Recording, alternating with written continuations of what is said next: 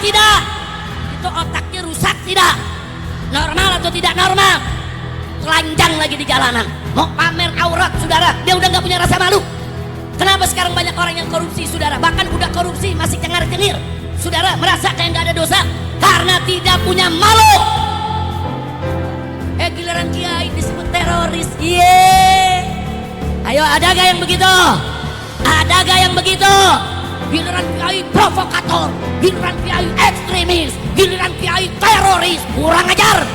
Orang nyari kerja susah, betul. Sekolah mahal, betul. BPJS gak jelas nasibnya, betul. MBG keracunan, betul. Tahu-tahu dikorupsi sebegitu gilanya. Saya mau tanya, gila tidak? Gelo tidak? Gendeng tidak? Anda ridho atau tidak? Jenderal Bencong. Ceramah Habib Rizik terbaru dalam rangka memperingat Maulid Nabi Shallallahu Alaihi Wasallam habis-habisan untuk membangkitkan kembali Front Pembela Islam, mengomentari akhlak para pejabat. Namun ada benarnya juga, negara kita semakin susah, korupsi di mana-mana, jalan satu-satunya hanya rakyat yang bisa bersuara untuk mengubah hal ini.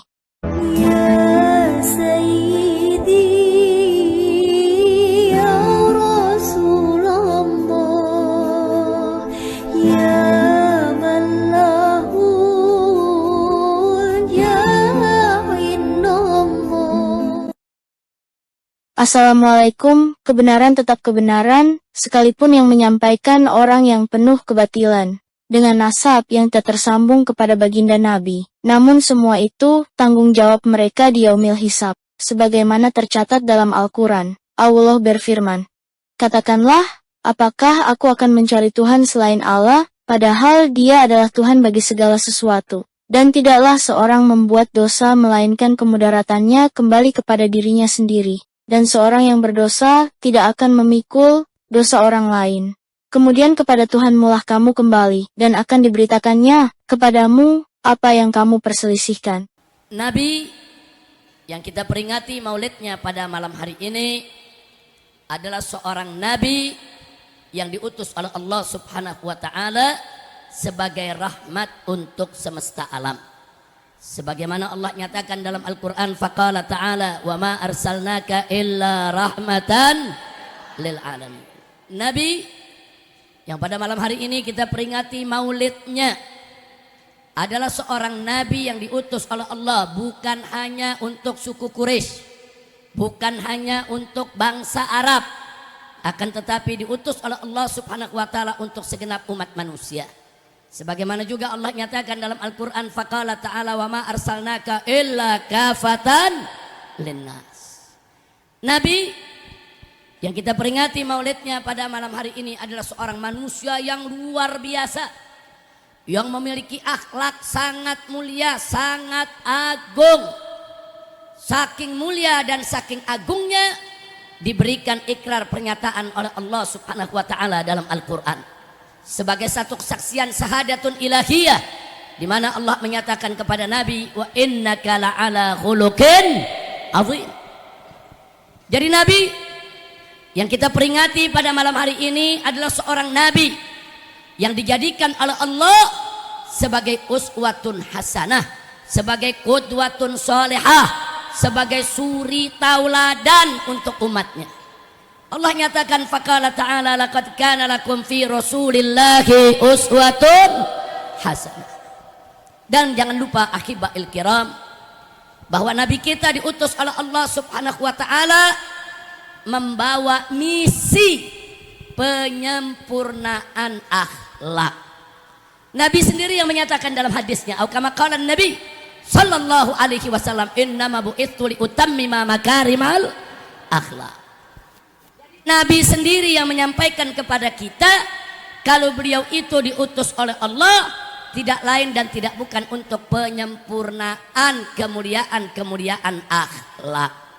Artinya saudara, bahwa semua ajaran yang disampaikan oleh Nabi kepada kita, baik yang berkaitan dengan akidah maupun berkenaan dengan syariat, saudara, semuanya ditujukan untuk penyempurnaan akhlak. Saudara, kenapa kita diharamkan berdukun? Kenapa kita diharamkan mempelajari ilmu sihir apalagi menggunakannya? Kenapa kita diharamkan untuk mempersekutukan Allah? Jawabnya, supaya akhlak kita mulia. Kenapa kita diharamkan? Daripada minuman keras, perjudian, perzinahan, korupsi, dan aneka ragam kemunkaran lainnya. Jawabnya, supaya akhlak kita mulia. Kenapa kita diperintahkan sholat 5 waktu, puasa di bulan Ramadan, membayar zakat, saudara? Tidak lain dan tidak bukan supaya akhlak kita mulia. Akhlak. Jadi kalau ada yang bertanya, siapa sih sebetulnya bapak revolusi akhlak di dunia? Bapak revolusi akhlak di dunia yang telah membawa umat Islam minadz zulumati ilan nur, tidak lain dan tidak bukan adalah Nabi kita tercinta Sayyiduna Muhammad sallallahu alaihi wa alihi wa sahbihi wasallam. Saudara, maraknya aneka ragam kemunkaran, kemaksiatan, kejahatan di dunia ini, khususnya di negeri kita tercinta, tidak lain dan tidak bukan karena terjadi krisis akhlak. Orang kalau punya akhlak, saudara, yang baik, nggak bakal mereka korupsi, nggak bakal mereka menindas rakyat, nggak bakal mereka berbuat zalim, enggak. Nah sekarang ini kenapa banyak orang yang korupsi, saudara? So mau-maunya mereka merampok uang negara. Kenapa sekarang di mana-mana maksiat merajalela, saudara? Karena terjadi krisis akhlak. Nah di antara krisis akhlak apa itu, saudara? Hilangnya rasa malu. Hati-hati Pak, Bu ya. Rasa malu itu penting. Dengan adanya rasa malu, saudara, kita bisa terbentengi untuk tidak melakukan perbuatan-perbuatan yang hina, perbuatan-perbuatan yang memalukan. Tapi kalau sudah tidak punya malu, bahaya. Nabi bersabda dalam satu hadis, apa kata beliau, saudara? Au kama qala Nabi sallallahu alaihi wasallam, idza lam tastahi fasna ma syi'ta. Kalau kau sudah tidak punya malu, kerjakan saja apa yang kau mau. Masya Allah. Jadi malu ini penting, Nabi yang sampaikan. Kalau ente udah nggak punya malu, kerjain aja apa yang ente mau. Artinya apa, saudara? Orang kalau udah nggak punya malu, apa aja dia berani kerjain. Orang kalau udah nggak punya malu, saudara, mau nenggak minuman keras, mau mabok, mau berzinah, saudara, mau telanjang lagi di jalanan, mau pamer aurat, saudara, dia udah nggak punya rasa malu. Kenapa sekarang banyak orang yang korupsi, saudara? Bahkan udah korupsi masih cengar-cengir, saudara, merasa kayak nggak ada dosa karena tidak punya malu.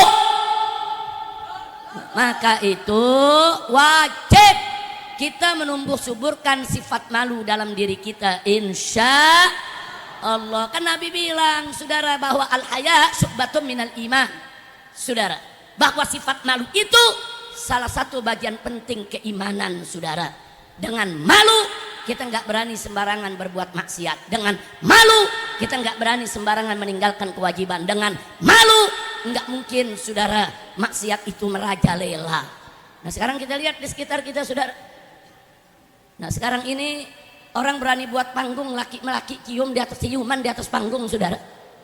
Udah nggak ada malu. LGBT merajalela di mana-mana, saudara. Udah nggak ada malu. Laki sama laki, perempuan sama perempuan melakukan hubungan yang haram, saudara. Tidak punya malu. Termasuk kemarin kejadian, saudara. Ada seorang boti ikut dalam satu acara, saudara. Nah, kemudian ingin memasarkan minuman keras, khamar, saudara. Dengan kurang ajarnya bersama kawan-kawannya, bersama panitia, membuat perlombaan. Siapa baca surat Al-Ikhlas dapat sebotol minuman keras. Siapa membaca surat Ad-Duha dapat sebotol minuman keras. Kurang ajar. Dia hina Al-Quran, saudara. Ini nggak boleh dibiarkan, saudara. Udah nggak ada rasa malu. Di mana-mana seenaknya orang berbuat maksiat. Dan kalau ada kejadian begitu, umat jangan diam, saudara. Bergerak, saudara. Jangan diam. Makanya saya gembira kemarin, saudara, di mana sejumlah laskar FPI dan beberapa ormas lainnya langsung bergerak, kepung rumahnya, seret orangnya, pengacara bergerak, desek aparat, tangkap, saudara.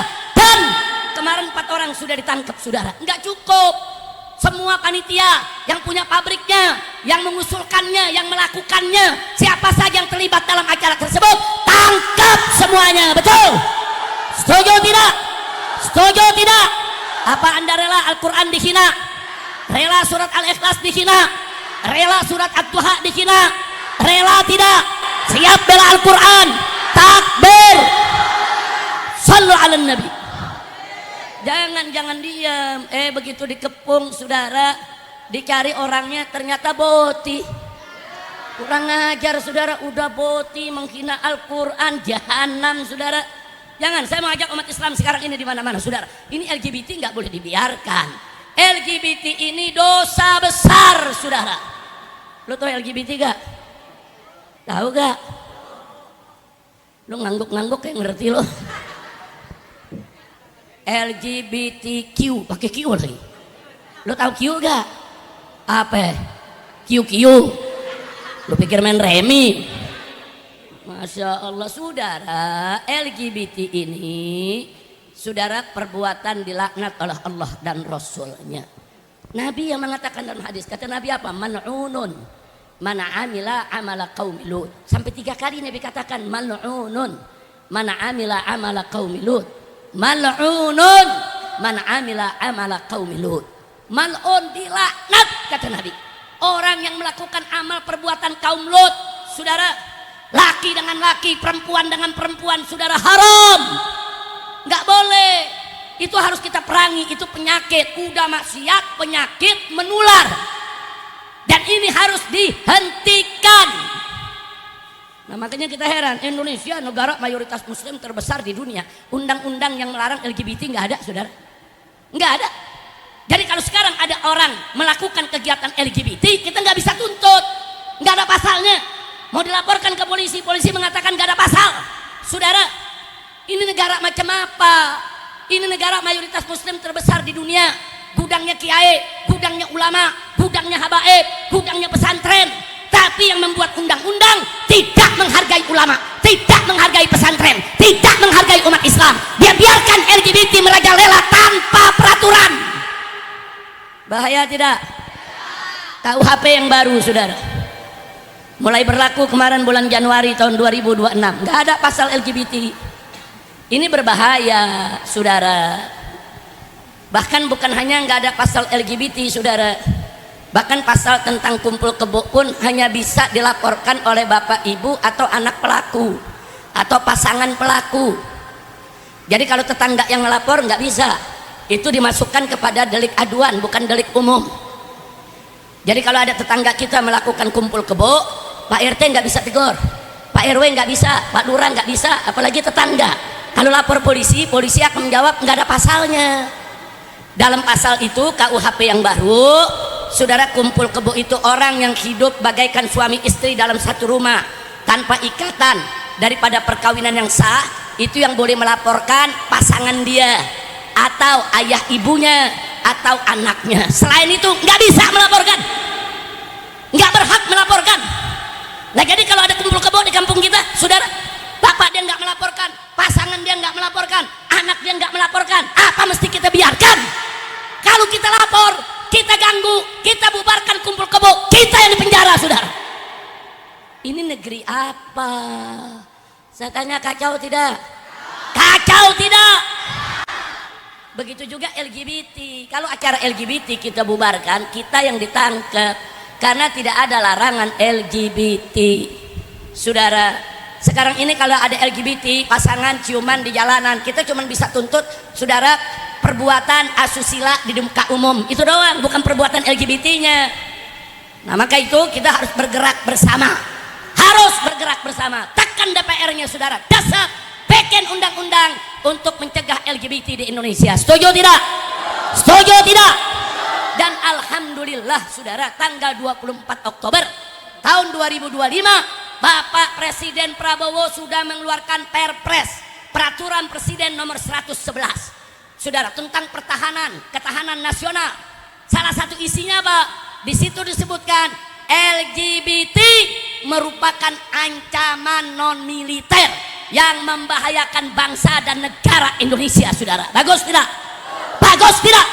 Mestinya kalau presiden sudah bikin peraturan bagus, DPR sambut dong. DPR jangan kerjaannya cuma datang, duduk, denger, ndablek. Jangan dong saudara, DPR lihat, wah ini presiden peraturannya bagus deh, ini mencegah daripada LGBT, bikin undang-undang LGBT dilarang. Siapa yang melakukan LGBT harus diberikan sanksi pidana, tangkap, hukum.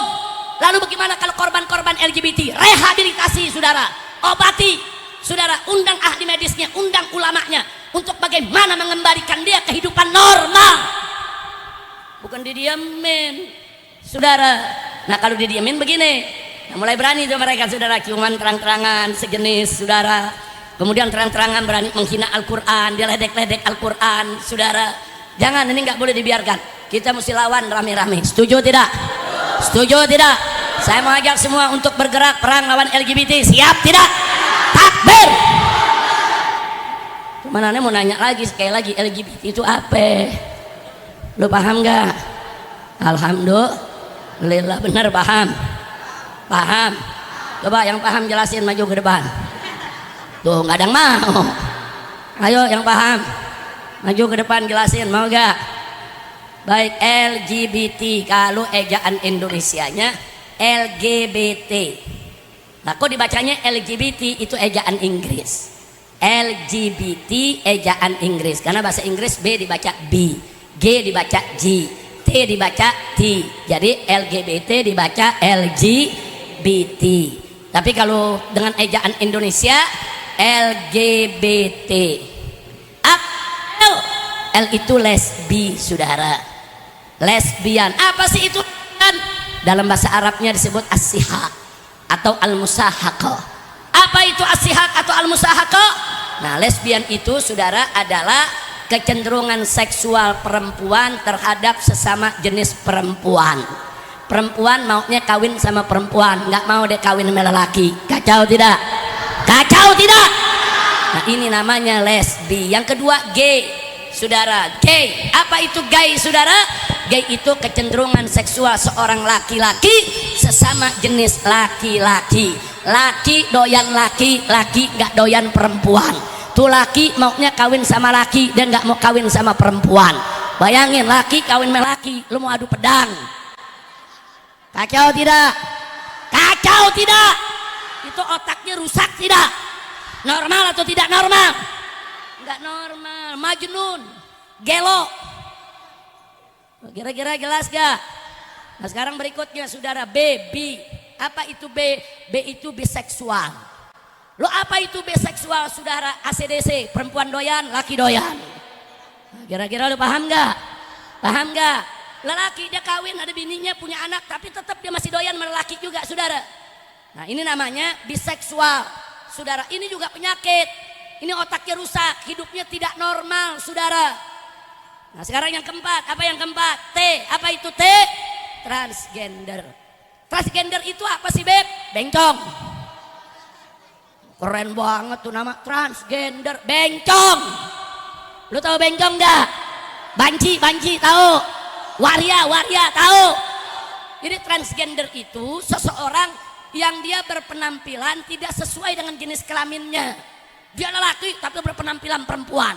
Cara ngomongnya, cara jalannya, cara berpakaiannya. Atau sebaliknya, perempuan saudara yang meniru laki-laki. Dia lebih senang berpenampilan seperti laki-laki saudara. Dia pakai celana ketat, kaos ketat. Dia bikin tangannya berotot seperti laki-laki saudara. Padahal dia perempuan saudara. Nah yang begini-begini saudara haram. Ini merupakan penyakit yang harus kita bersihkan dari daerah kita. Setuju tidak? Setuju tidak? Ada satu lagi, LGBTQ. Ada tambahan Q. Mau tahu gak? Mau tahu gak? Q itu queer saudara. Apa itu queer? Questioning. Apa itu questioning? Seseorang yang masih bertanya kepada dirinya, gue ini jenis kelaminnya apa? Dia bingung. Dia bingung. Dia bingung. Lu nggak usah bingung, lu buka celana lu goblok. Lu buka celana lu juga kelihatan lu perempuan apa laki, betul? Betul. Maka bilang kami ini questioning. Bencong. Kacau tidak? Kacau tidak? Ada di sini yang bingung jenis kelaminnya? Ada? Ada yang masih bertanya-tanya? Ada? Ada? Kita buka celana juga ketahuan kita laki apa kita perempuan saudara, pakai bingung. Nah ini yang begini-begini saudara, jangan dikembangbiakan, jangan diternak. Makanya tadi saya katakan peraturan presidennya sudah bagus. Tapi dalam peraturan presiden tidak ada sanksi. Presiden hanya menyatakan LGBT itu ancaman non militer yang membahayakan bangsa dan negara. Ini sudah bagus. Nah tinggal bagaimana DPR-nya jemput bola. Kalau presiden sudah keluarkan peraturan bagus, ambil itu peraturan, buat undang-undang, larang itu LGBT. Betul? Takbir! Takbir! Masya Allah. Ada pejabat datang ke saya. Nanya, Habib, saya bingung ini Habib. Kenapa bingung? Saya dituduh boti Habib. Nah, emang kenapa dituduh boti? Demi Allah saya bukan boti. Wah, nyumpah saudara. Saya bukan boti, saya berani sumpah. Tapi kenapa ya saya dituduh boti? Nah kira-kira Habib punya resep gak supaya saya gak dituduh boti? Jawab jangan. Jawab jangan. Mau gak dituduh boti? Mau. Nah saudara, Sayyidina Umar Ibn Khattab radhiyallahu anhu pernah berpesan. Apa kata beliau? Man aqama nafsahu maqamat tuhmati. Barang siapa yang memposisikan dirinya dalam posisi tertuduh atau dituduh, saudara, maka fala yalumanna, jangan sekali-kali dia mencaci maki, mencerca, saudara, man yu'ithu dzanna bih, orang yang curiga atau menuduh dia, saudara. Artinya apa? Kalau kita nggak mau dituduh jelek, jangan posisikan kita di tempat jelek. Orang nggak mau dituduh sebagai penjudi, jangan main di kasino. Betul? Betul? Kalau dia main di kasino terus orang curiga dia judi, jangan salahin yang curiga. Ente yang salah, kenapa main di kasino? Betul tidak? Kalau tidak mau dituduh berzina, jangan main di sarang dongdot. Lu tahu dongdot nggak? Paham? Paham? Tempat pelacuran, tahu pelacuran? Masih halus pelacuran, orang Betawi bahasanya kasar, tempat cabo. Lu paham gak? Ada bilang, Habib, kok bahasanya kasar? Ya, orang-orang yang melakukan maksiat seperti itu, saudara, jangan diberikan istilah yang halus-halus. Dulu di Jakarta kalau ada perempuan-perempuan yang suka berzina menjual diri, orang Jakarta bilang lonte, cabo, pelacur. Malu dia dengan apa namanya sebutan semacam itu, saudara. Berapa banyak yang disebut begitu? Nggak berani tinggal di kampung lagi sekarang, saudara. Sekarang dirubah. Mereka nggak disebut pelacur, apa sebutnya yang halus, PSK.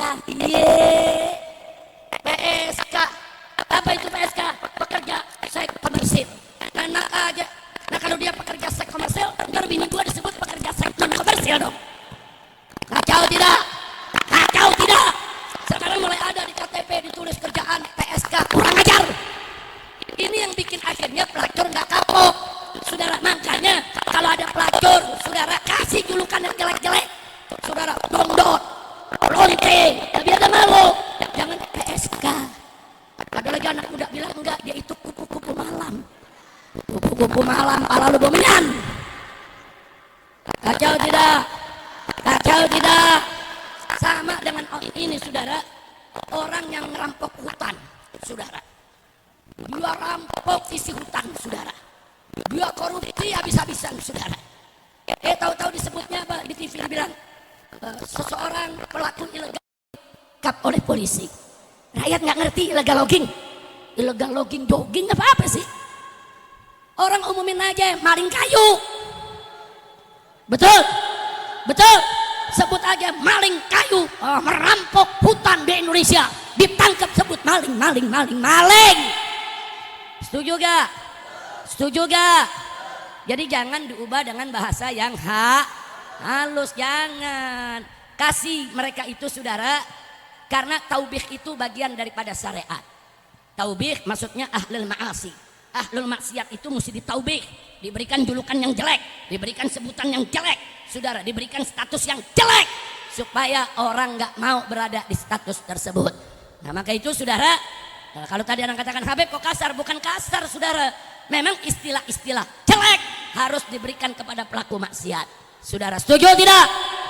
Ini di Indonesia enggak, dibalik. Pelacur kupu-kupu malam, maling disebut illegal logging, saudara. Giliran kiai disebut teroris. Ayo, ada gak yang begitu? Ada gak yang begitu? giliran kiai provokator, giliran kiai ekstremis, giliran kiai teroris, kurang ajar. Saudara, giliran mereka dikasih istilah-istilah yang halus-halus, saudara. Giliran kiai dikasih istilah yang jelek-jelek, yang kasar-kasar. Ini terbalik. Kiai kasih julukan yang bagus-bagus, saudara. Nah, sendiri menjuluki kiai dengan julukan yang bagus. Al ulama warasatul anbiya. Ulama itu adalah pewaris para nabi. Lihat. Sekarang enggak, kiai dianggap teroris, saudara. Enggak sampai di situ. Sekarang mulai ada yang menghina kiai-kiai pesantren. Di pesantren para cium tangan kiai, apa dibilang? Kiai disembah, kiai dipertuhankan. Apa, saudara? Kalau anda nggak santri cium tangan sama kiai, itu urusan anda. Tapi jangan anda terus menuduh kalau kiai itu disembah sama santri. Nggak begitu. Cium tangan itu, saudara, sekalipun ada perbedaan pendapat di antara ulama, tapi dari kalangan ahlus sunnah adalah adab etika yang punya dalil. Saudara, jangan seenaknya. Udah gitu santri kerja bakti di pesantren, saudara. Nah, kerja bakti, ngangkat ember, saudara, oper-operan semen, mau ngecor, saudara. Apa disebut sekarang? Itu perbudakan di dalam pesantren. Itu penindasan, itu penjajahan, kurang ajar. Saya mau tanya yang hadir di sini, ini yang hadir di sini pernah ada gak yang masuk pesantren? Ayo jawab, ada gak dulu yang masuk pesantren? Ada tidak? Nah, pada saat anda cium tangan kepada kiai di pesantren, apa anda nyembah kiai? Apa anda mempertuhan kiai? Enggak, saudara. Baik, kalau anda di pesantren kerja bakti bersama kiai, senang tidak? Ada yang merasa dijajah, ada yang merasa ditindas? Enggak ada, saudara. Jadi kalau anda buka medsos ada yang tuduh-tuduh kiai seperti itu, kurang ajar, jahanam, biadab, nggak punya akhlak kepada kiai, saudara. Ini baru kemarin lagi nih, saudara. Ada meme disebar-sebar, saudara. Orang sok dia sebagai oposisi, mengkritik pemerintah, sok berani, sok hebat. Apa dia bilang, saudara? Dia katakan di Indonesia banyak kiai, banyak santri, banyak pesantren, tapi tidak ada yang berani memfatwakan hukum mati para koruptor. Ada apa gerangan dengan kiai dan santri? Makanya ngaji, goblok. Siapa bilang ulama nggak keras terhadap koruptor? Betul, betul. Di berapa mimbar kita ajak umat Islam, ayo tolong pemerintah, koruptor, hukum mati, hukum mati. Jadi kalau ada yang ngomong begitu pakai bikin meme, lu goblok, nggak pernah ngaji. So pinter, saudara. Kalau ente anti korupsi, lawan korupsinya, nggak usah hina kiai sama santri. Betul, betul. Ada urusan apa dia hina kiai sama santri, saudara? Musuh hebat, musuh benar, saudara. Ada lagi, saudara, mantan Menko, dulu jadi Menko, saudara. Ngomongnya kayak sang bener. Apa dia bilang, saudara? Dia bilang sekarang nggak ada lagi ormas-ormas Islam yang nahi munkar. Kan FPI lu yang bubarin, goblok. Nah, dia yang bubarin FPI, saudara, dulu nahi munkar, betul. Kok sekarang ngomong sekarang nggak ada lagi, pala lu bomenyan. Wah, sekarang ngeritik pemerintah. Jangan percaya yang begini, saudara. Ini ngeritik pemerintah karena nggak kebagian kue. Besok kalau jadi pejabat kebagian kue, justru jadi iblis lagi dia, betul, betul. Makanya hati-hati, saudara. Sekarang ini banyak pahlawan kesiangan, sok berani, sok hebat, memprovokasi masyarakat untuk bikin kerusuhan. Ya, kita wajib untuk amar ma'ruf nahi munkar. Kita wajib mengkritik pemerintah manakala keputusannya tidak benar. Wajib. Nah, tapi kita ulama habaib bukan provokator yang seenaknya didorong-dorong untuk bikin kerusuhan. Tidak, saudara. Nah, kalau sekarang mereka protes, wah, protes ini, protes itu, sepertinya ingin memperbaiki negara. Begitu Al-Quran dihina, mereka diam. Begitu surat Al-Ikhlas dihina, mereka diam. Begitu ada acara LGBT di mana-mana, mereka diam. Apa yang kau perjuangkan? Kalau agama dihina, kau diam. Giliran perutmu bermasalah, kau teriak. Masya Allah, kira-kira jelas tidak? Jelas tidak? Begitu saya makanya nih, semua nih yang sering ngaji nih, sering ikutin ceramah. Banyak gak ulama di mimbar sudah mengkritik? Banyak tidak? Banyak tidak yang bicara tegas? Banyak tidak? Banyak tidak yang nahi munkar? Banyak tidak? Alhamdulillah. Baik, kita lanjutkan yang tadi, saudara. Jadi tadi pejabat nanya, Beb gimana? Saya dituduh boti. Nah, ini bagaimana nih? Supaya saya nggak dituduh boti. Saya bawakan itu tadi ucap Sayyidina Umar. Saya sampaikan Sayyidina Umar, kalau kita nggak mau dituduh, jangan memposisikan diri di tempat yang kita bisa dituduh. Dan jangan berperilaku yang kita bisa dituduh. Kalau Anda tidak mau dituduh boti, jangan bergaul dengan boti. Kalau ente duduk dengan boti, bercanda dengan boti, bikin acara bersama boti, orang curiga ente boti. Wajar tidak? Wajar tidak? Ente nggak mau disebut boti, tapi ngomongnya, Habib, bagaimana ya? Saya dituduh boti.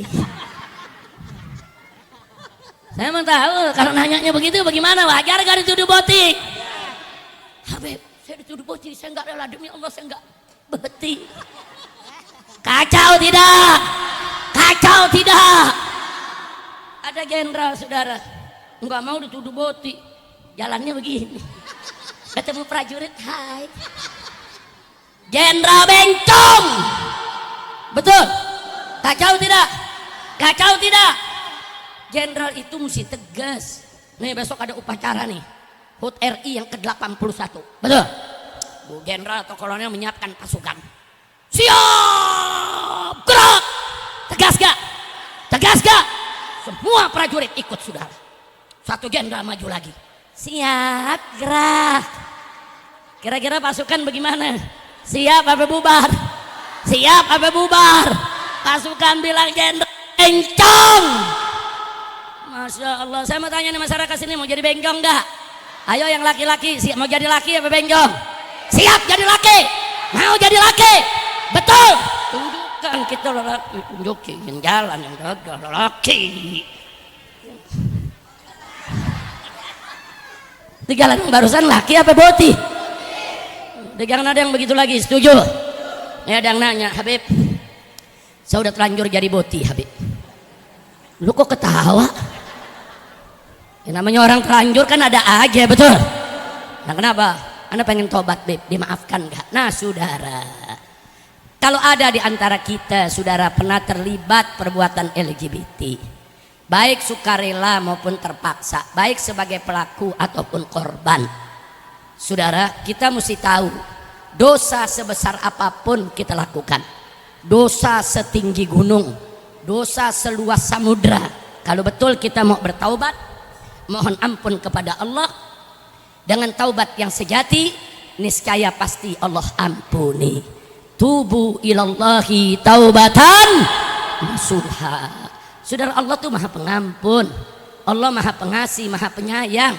Allah senang, Allah ridho kalau ada hambanya yang berdosa terus kembali ke jalannya, saudara. Makanya kan ada hadis menyatakan, saudara, annas khata'un, manusia itu semua punya salah, saudara. Wa khairul khata'in, dan sebaik-baiknya orang yang bersalah at-tawwabun, orang-orang yang taubat kembali ke jalan Allah.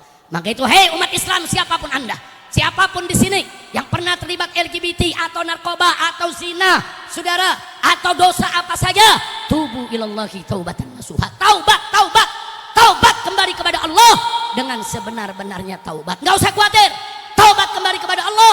Niscaya kalau taubat kita taubatan nasuha, Allah pasti akan mengampuninya. Alhamdulillah. Nah, itu saya mau tanya semua, siap memperbaiki diri? Betul? Nah sekarang nih kita mau memperingati kemerdekaan RI ke-81. Saudara, arti merdeka itu bukan sekedar merdeka dari penjajahan Belanda, saudara.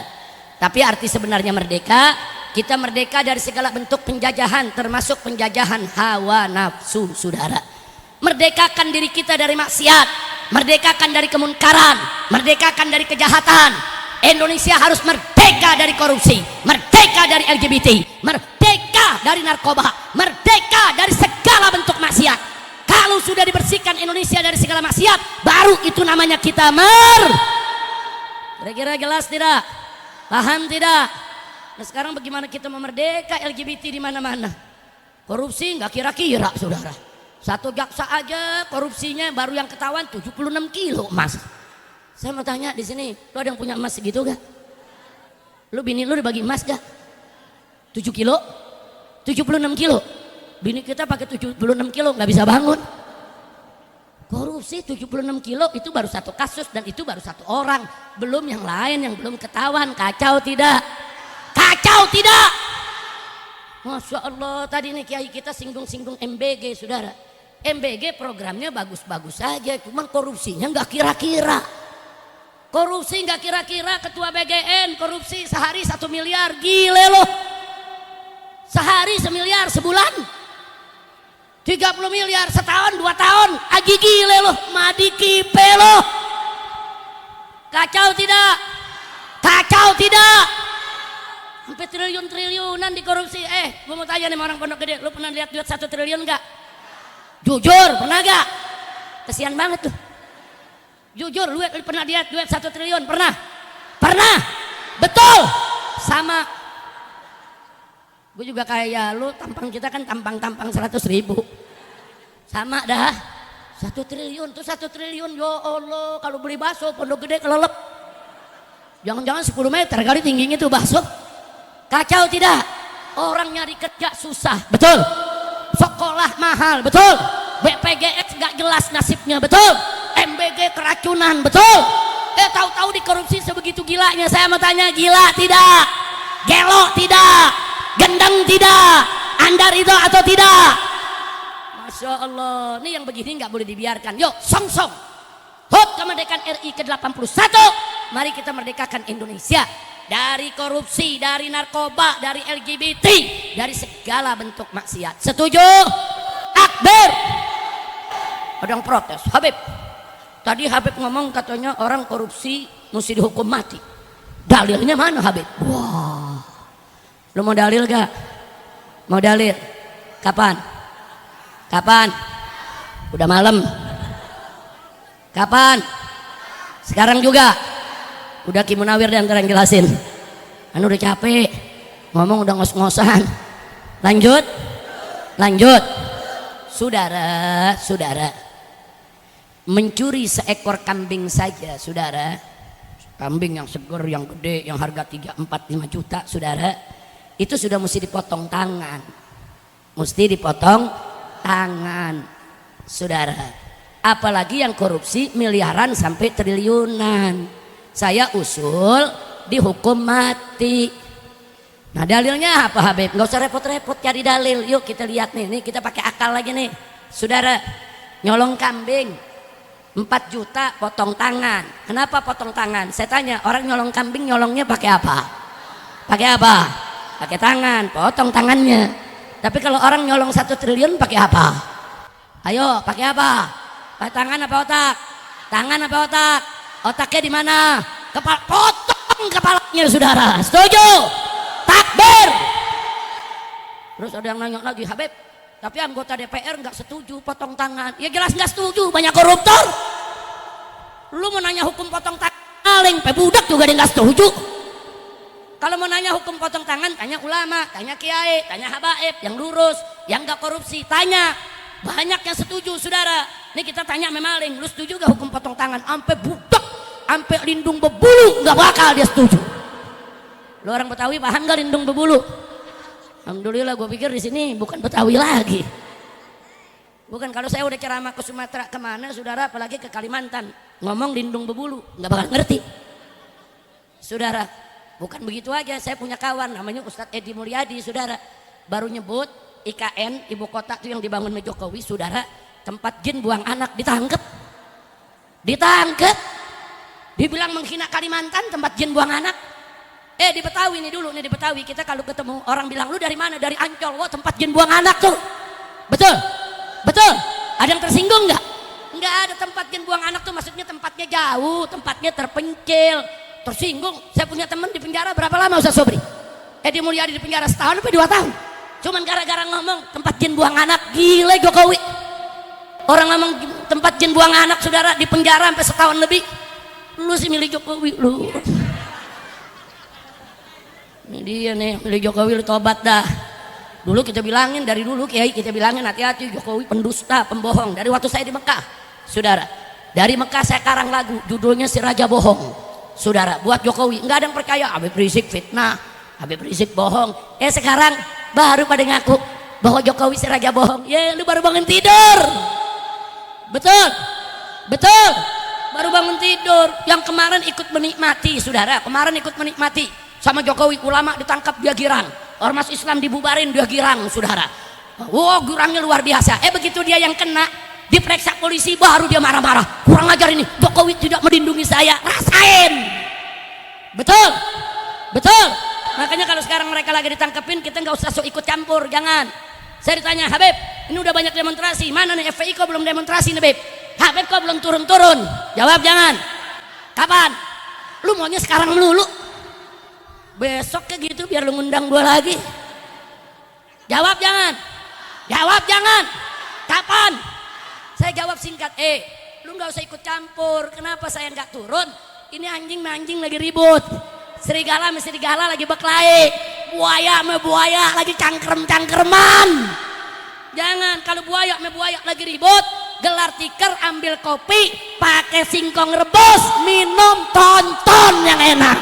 Betul. Takbir. Angkat tangan semua, takbir. Takbir. Takbir.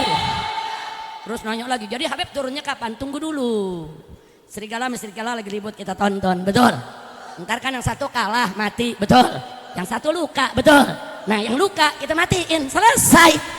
Pusing-pusing amat, buang tenaga. Setuju gak? Setuju tidak? Takbir. Enggak usah khawatir. Ulama, kiai, saudara gak bakal meninggalkan umat. Enggak. Umat ditindas, kita nggak bakal nggak peduli. Tetap kita akan melakukan protes, kritik, saudara, apapun kebijakan pemerintah yang menindas rakyat, apalagi yang bertentangan dengan syariat. Nggak boleh. Kalau bertentangan dengan syariat kita biarkan, nggak boleh. Seperti tadi itu yang saya ingatkan saudara. Nah, ada ayat Al-Quran dihina, jangan diam. Kita mesti bergerak. Setuju tidak? Setuju tidak? Ingat dulu kita bikin aksi 212. Ingat tidak? Ingat tidak? Buat apa tuh dulu? Bela Al-Quran. Nah sekarang Al-Quran mau dihina lagi. Oh kita hadapin saudara. Jangan mundur. Nah udah sekarang masih ingat gak aksi 212? Ingat. Ingat aksi bela Islam. Ingat. Betul. Tal Habib Muhammad, sini Habib Muhammad dengan Habib Hussein berdiri. Coba bagi mic. Iya. Mic panitia mesti cukup micnya. Kasih Habib Muhammad. Rame-rame kita bawakan aksi bela Islam. Setuju gak? Setuju gak? Biar semangat lagi kita bangkit bela Islam. Setuju? Setuju? Ayo silakan Habib Hussein berdiri. Ini Habib Muhammad bin Hadi Al-Habsyi, saya punya menantu. Nah ini yang belakangnya Habib Hussein bin Anis As-Segaf, ini juga saya punya menantu.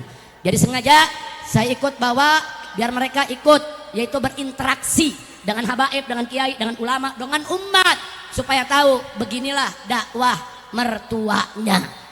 Alhamdulillah. Lu ketawa dibilang mertua.